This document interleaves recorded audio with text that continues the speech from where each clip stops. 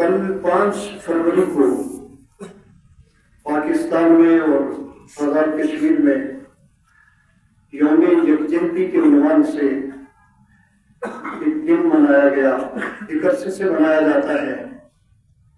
درمیان میں کچھ گیپ آ گیا تھا،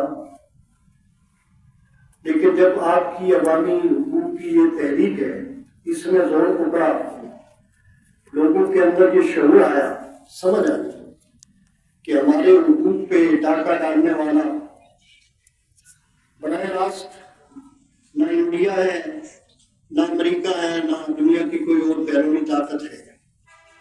ہمارے حقوق پر ڈاکہ ہمارے حکمران ڈال رہے ہیں،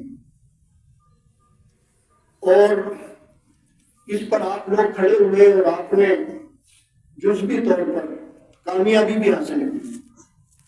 لیکن سچی بات ہے کہ ظلم یہ ہے کہ بجلی کا ریٹ تو کم ہوا، لیکن اس کی وولٹیج بھی کم کر دی گئی۔ تھوڑا سا موسم خراب ہو جاتا ہے تو ہفتہ آپ بجلی سے محروم ہوتے ہیں، اور پھر جو آٹا اس عنوان سے ہمیں دیا جاتا ہے، آپ بہتر جانتے ہیں کہ وہ جانوروں کے کھانے کے قابل نہیں ہے۔ آخر یہ ظلم اور یہ زیادتی کیوں ہے ہمارے ساتھ؟ یہ جزوی جو کامیابی ہوئی بھی ہے، اس کو بھی آپ یہ کہہ سکتے ہیں کہ یہ کامیابی نہیں ہے، اس لیے کہ اس کے اندر استحکام کوئی نہیں ہے۔ تو پون صدی سے ہمیں ٹرک کی بتی کے پیچھے لگایا گیا کہ آپ نے سری نگر فتح کرنا ہے۔ تو جناب، جہاں پہ ہم رہتے ہیں، سری نگر کے حقوق تو ہندوستان متاثر کر رہا ہے، یہاں حقوق کون متاثر کر رہا ہے؟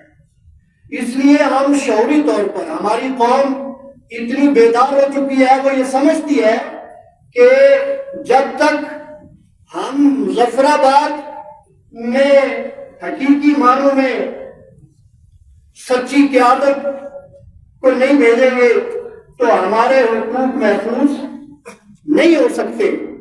اس لیے اب یہ نہ سمجھا جائے کہ شاید گزشتہ اس پون صدی کی طرح لوگ ایک بار پھر آپ کے جھانسے میں آ جائیں گے، ایسا نہیں ہوگا۔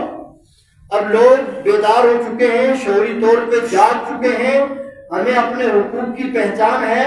اگر آپ نے یکجہتی کرنی ہے تو سب سے پہلے اس کا تقاضا یہ ہے کہ آپ ہمارے